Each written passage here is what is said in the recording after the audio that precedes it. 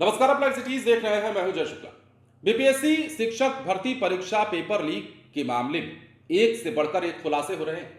सबसे पहले झारखंड, उसके बाद बंगाल और अब पेपर लीक मामले की जो कड़ी है वो उत्तर प्रदेश से जा जुड़ी है।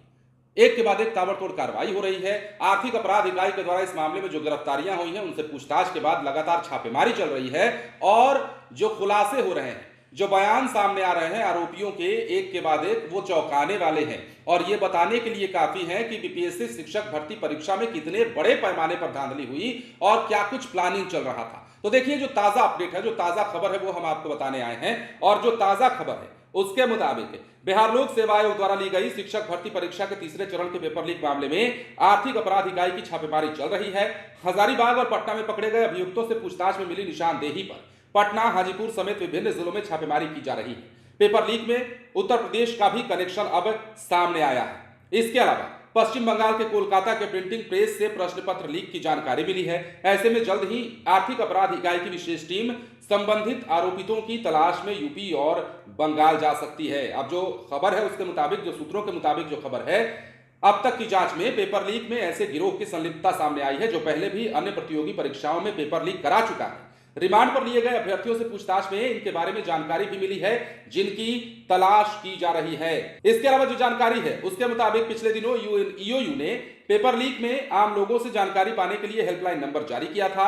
इसी हेल्पलाइन नंबर पर ईओयू को पटना बाईपास के पास 90 फीट रोड में एक ठिकाने की जानकारी मिली, जिसके बाद 90 फीट स्थित ठिकाने पर छापेमारी की गई। अब जो खबर है, इस कमरे का इस्तेमाल सॉल्वर गिरोह के सदस्य अभ्यर्थियों से सेटिंग के लिए करते थे।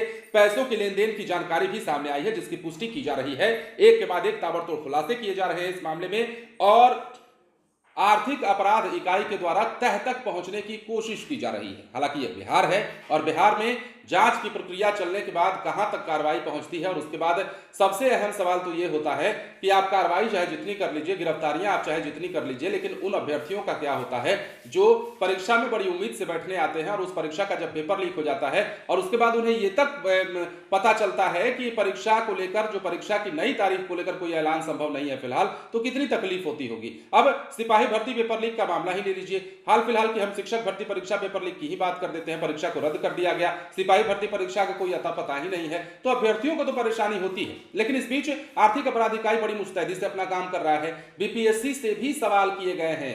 ईओयू ने बीपीएससी से लगभग 10 से ज्यादा सवाल ऐसे पूछे हैं जिनका जवाब देना पड़ेगा और इन सवालों के जवाब में ही सारी सच्चाई छुपी हुई है कि क्या कुछ हुआ है। क्योंकि खबर तो ये तक है कि बीपीएससी के अंदर भी कुछ लोग ऐसे बैठे हुए हैं जिनकी कारण या जिनकी निशानदेही पर या जिनकी मिली भगत से जो है ये तमाम काम हुए हैं। हालांकि इस बात की पुष्टि नहीं कर रहे हैं हम और ना ही अपराध इकाई ने, आर्थिक अपराध इकाई ने अब तक की है, लेकिन आने वाले दिनों में ये हो सकता है कि बीपीएससी के अंदर से भी कोई ना कोई क्लू निकले, कोई ना कोई व्यक्ति पकड़ा जाए और पता ये चले कि इसका भी हाथ उस मामले में रहा है, पेपर लीक मामले में रहा है और इसकी पूरी संभावना है जिस प्रकार की खबरें। तो अब यूपी कनेक्शन सामने आया है बीपीएससी पेपर लीक मामले का, बीपीएससी शिक्षक भर्ती पेपर लीक मामले का, और अब यूपी में और बंगाल में भी पुलिस छापेमारी करने पहुंच सकती है। फिलहाल बने रहे लाइव सिटीज के साथ। यदि अब तक आपने हमारे चैनल को सब्सक्राइब नहीं किया है तो सब्सक्राइब कर लीजिए। धन्यवाद।